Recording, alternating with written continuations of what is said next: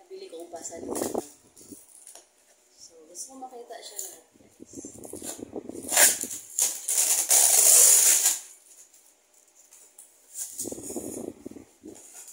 Mga pala yung nabili ko sa Japan.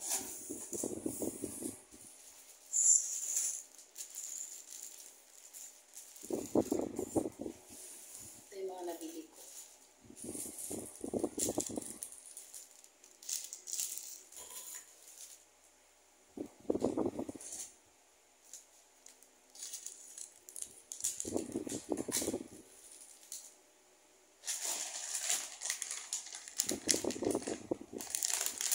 Ang dami nito guys, 180 pieces.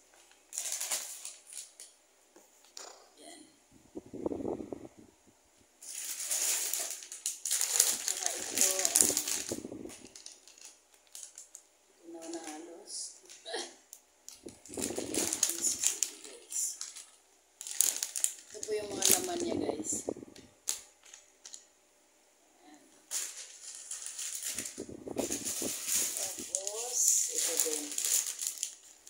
Big size na saka snack size. Factory favorite. 155 pieces to guys.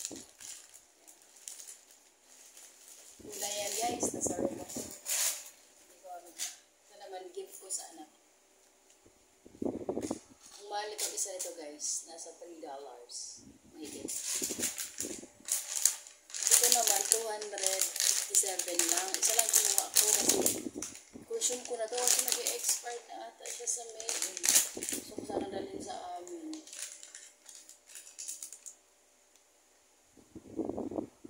May 31 lang siya. May 5. Hindi naman siya siguro magsisira. Yung expire niya. Pinaka-favorite sa lahat. Magkano ba ito? Ito, apat na to is nasa 400 plus. Alam niyo ba guys na mahal ito? 2025 pa ma-expire. Dalawa na yung kinuha ito guys. Kasi stock to namin doon para sila mga mapag yung ulam nila is gulay or tuyo. Pwede silang ano nito. Nalagay ko lang to sa ref.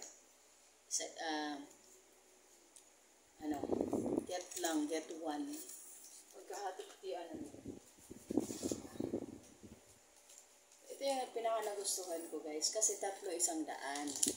Ito kasi 4, 180. Diba?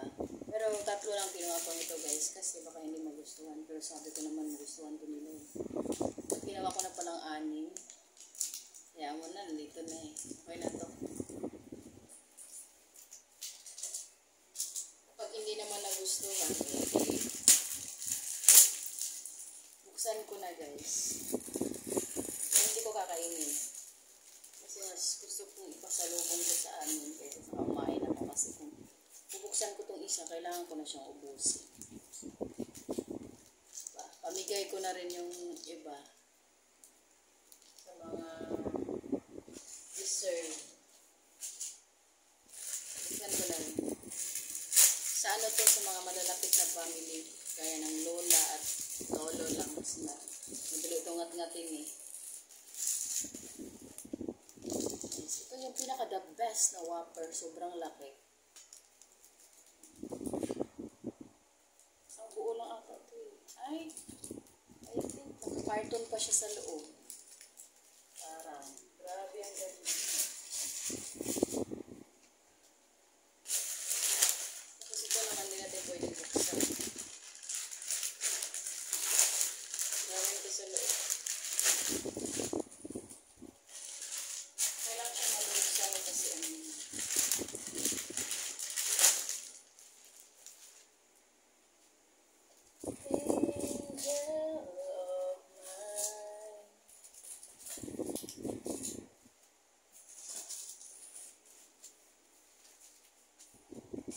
alam niyo ba guys kung bakit ako pumili ng marami? Kasi siyempre marami akong kapatid.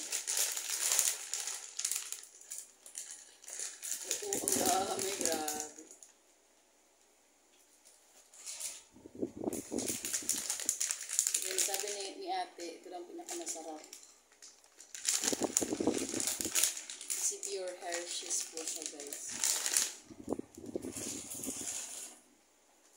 Ito naman, para sa aking baby.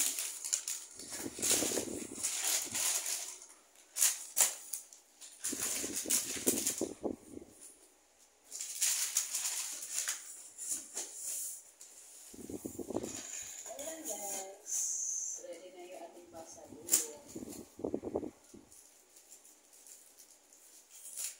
Always ready kasi ako, guys. Pagdating sa mga ganun. Pag sinabi kong bibigyan ko. Pag sinabi kong bibigyan.